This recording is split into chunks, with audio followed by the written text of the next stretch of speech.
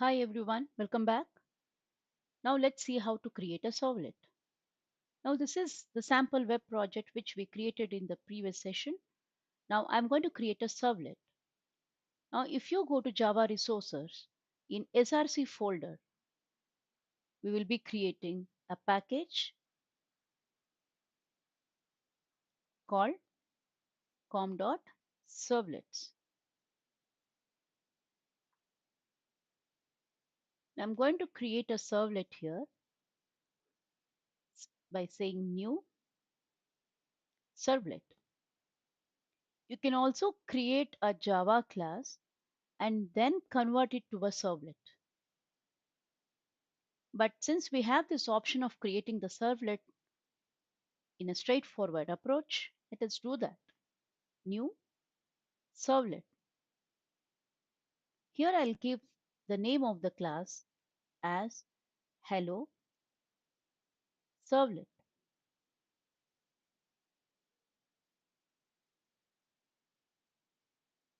Now we have this URL mapping. I'll tell you what this means.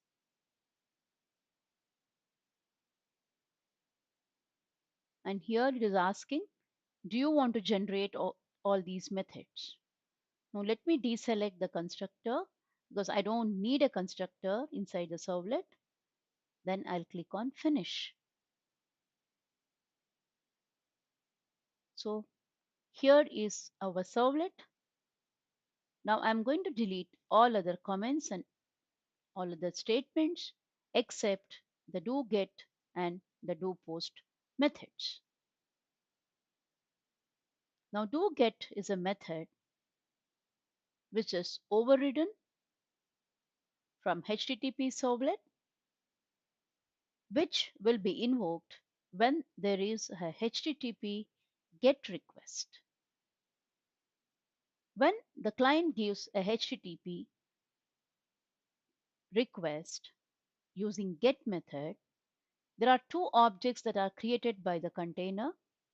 Those are HTTP servlet request and HTTP servlet response.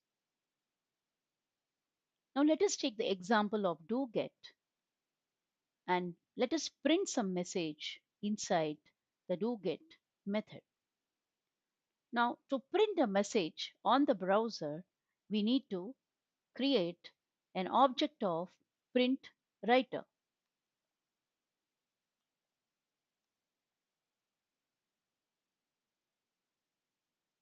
Since we are creating an object of writer on the response, we are going to write response.getWriter.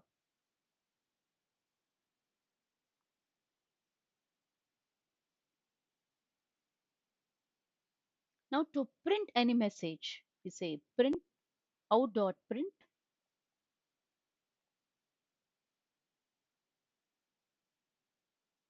some message.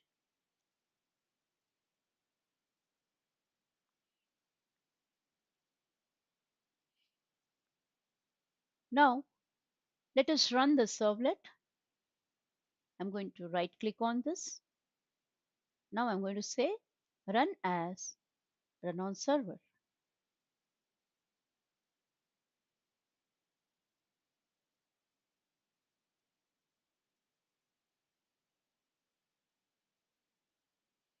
So here goes our internal browser within which we are getting this message, hello world. Now, whenever you create a servlet, some configuration has to be done inside a file called web.xml, which is inside webinf, inside web content. But we did not do any configuration when we created the servlet.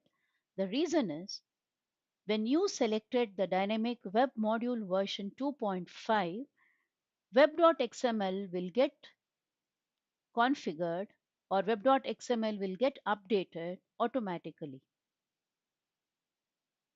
Now let me explain what this configuration means. Now whenever we create a servlet, there are two sets of configuration that is done. One set is the servlet configuration. The other set is the servlet mapping configuration. Now, inside servlet configuration, we have a servlet name. This is the name of the servlet. This is also called as the deployed name. This is the comment what I'm writing. So this is the deployed name of the servlet. You can give whatever you want. Now suppose I make this as say hello. Okay. Now coming to servlet class, we created a class called HelloServlet. You cannot change this because we have already created a class called HelloServlet inside com.servlets. Now this is the first step of configuration. Now coming to the next step where we have servlet mapping. Inside servlet mapping, we have a servlet name. Now what is this? This is again the deployed name. The deployed name what we have used here is hello. So we have to give the same name here,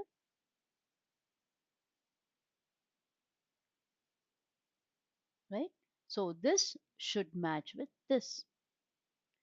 Now coming to the URL pattern. URL pattern is the pattern which is appended to the URL when calling this servlet. Now by default, it is coming as hello servlet. We can change it. Say for example, I make this as HS. Then what will be the URL for the client?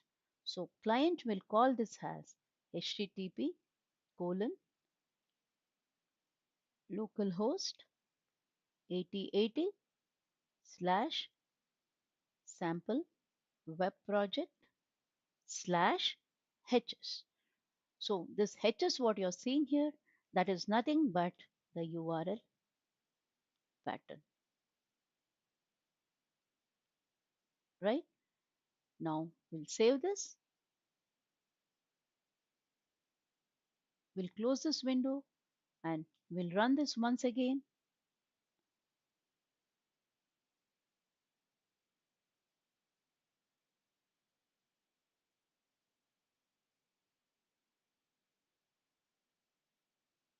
Now if you see here, the URL pattern is HS and it is giving the result.